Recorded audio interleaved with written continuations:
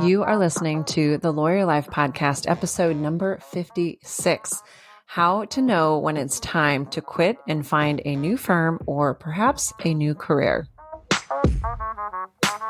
Sometimes we're not running away from the job, we're running away from exhaustion. So get quiet enough to know the difference and start to understand, am I just tired or do I really hate the job?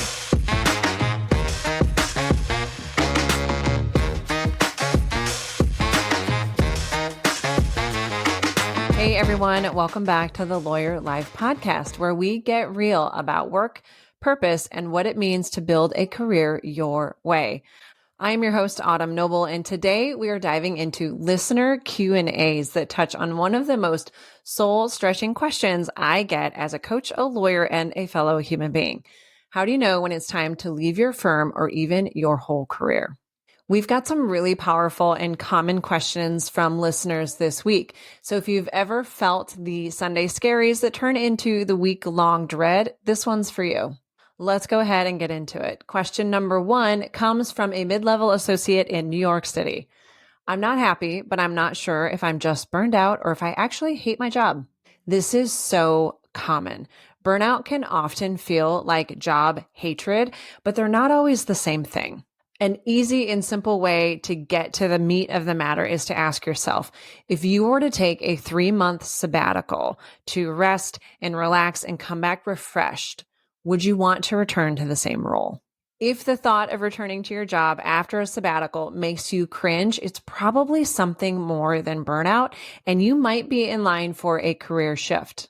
On the other hand, if you feel a sense of relief and hope when you start imagining your job with better boundaries, maybe some mentorship and some rest sprinkled in there, there's probably something more worth exploring where some simple adjustments, maybe some coaching might get you where you need to be in your current role. Question number 2, I've worked hard to make partner, but now that I'm here, I feel totally disconnected. Is it too late to start over? Jay, a partner from a mid-sized firm. Not only is it never too late to make a shift, this is often the time in our legal careers where people really start asking those questions. Is this really it? Do I want this forever? And what I often hear from new partners is it doesn't feel any differently than it was when I was an associate. And it certainly doesn't feel the way I hoped that it would. Simply making it to this important milestone does not mean that you have to stay there forever. At this point, you've already proven that you can set a goal, work hard, and accomplishment. Now the question becomes, do I want to keep climbing this ladder, or do I not even want to be on this ladder and I'd rather be on a whole different track?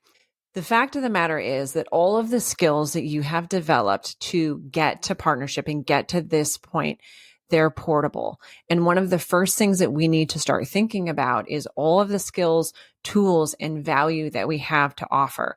When we start looking at ourselves with a bit more of an expansive view, it's easy to take that lens and start exploring what other things might bring you joy or you might be interested in that perhaps the skills that took you to partnership might be a perfect fit for.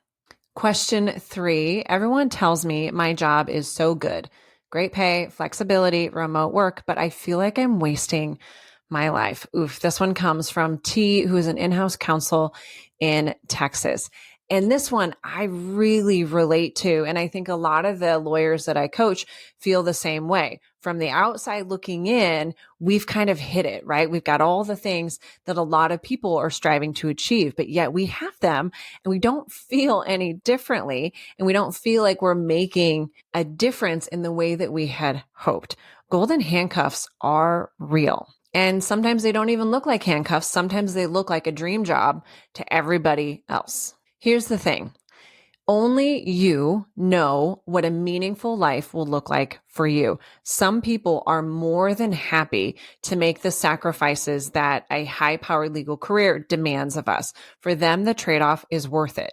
And so for each of us, we simply have to decide, are the pros and cons of this job the types of pros and cons that I want to sign up for? Because every job, every lifestyle is going to have its own pros and cons. We just have to decide if the challenges are the kind that we're willing to sign up for, and if the challenges are an appropriate trade-off for the type of life or meaning that we want.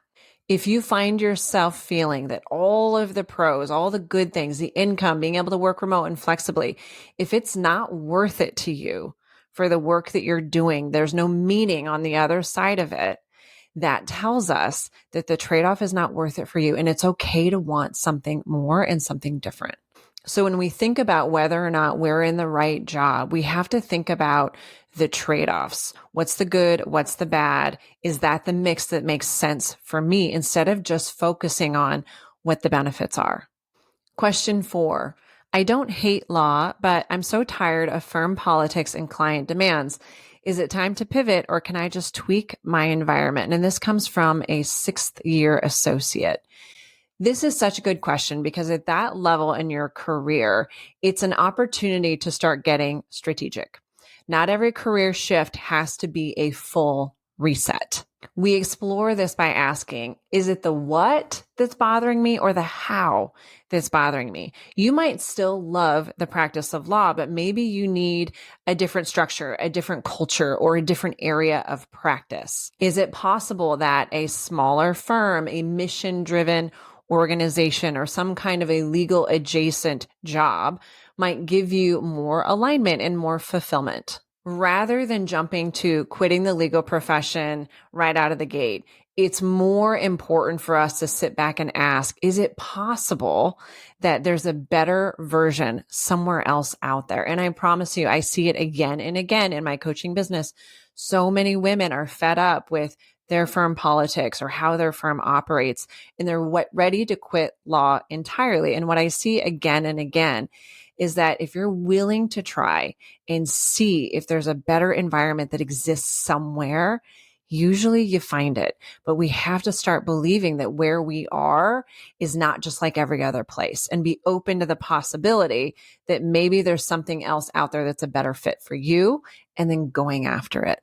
So how about a few quick takeaways to go along with the questions from this week? First, clarity before quitting.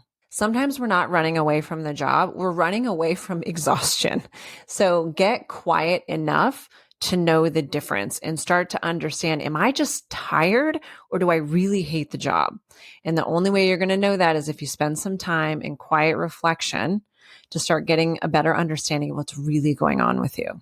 2, curiosity is truly the first step. Don't pressure yourself to know your next move or where you're going to be 5, 10, 15 years from now. Just allow the question to exist and let that door open and see what it brings you. Just be open to the realization, this is not working, and I wonder what I should do differently to make it work better or feel better for me, and just sit with that curiosity and see what comes. 3, you are allowed to want more. Even if your job and career look really good on paper, even if you're lucky, you deserve to feel alive and connected to your work. And if you're not feeling it, there's something there. There's something out of alignment. The pros and cons are maybe no longer worth it for you. And it's a sign that you need to listen to and see where it takes you. What I have found again and again in my own legal practice and in my coaching work is that once we start to feel out of alignment and a little bit jaded with these perfect jobs that we have, that feeling doesn't typically go away. It just gets louder and stronger. Just because your job is good on paper and pays you well and is prestigious, it doesn't mean that you have to stay there forever.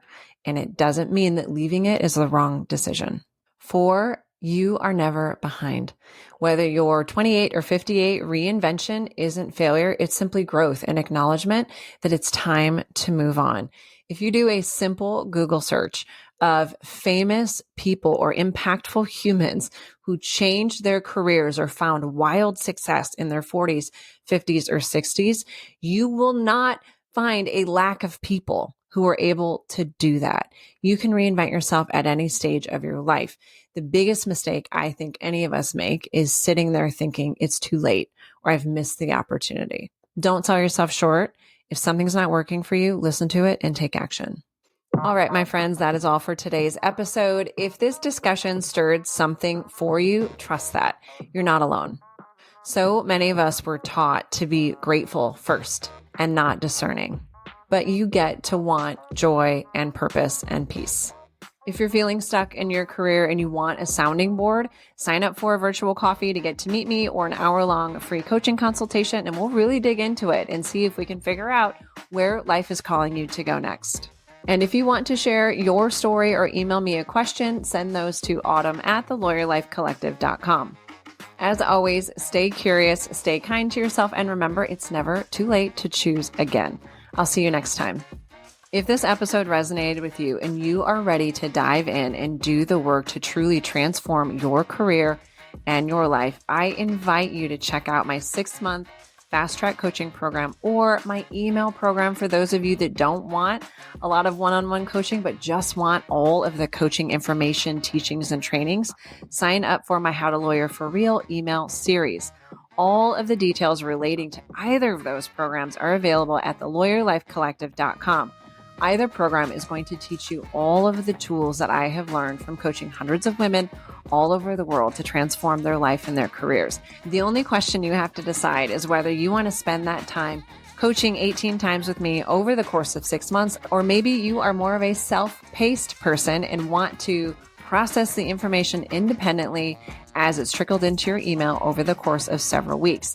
Either option is available to you in How to Lawyer for Real email series or my 6-month fast track coaching program. Head over to thelawyerlifecollective.com to check out those options, as well as all of my free goodies, downloads, and Etsy shop with all of the great lawyer life swag. As always, thanks for listening and thanks for sharing with your friends.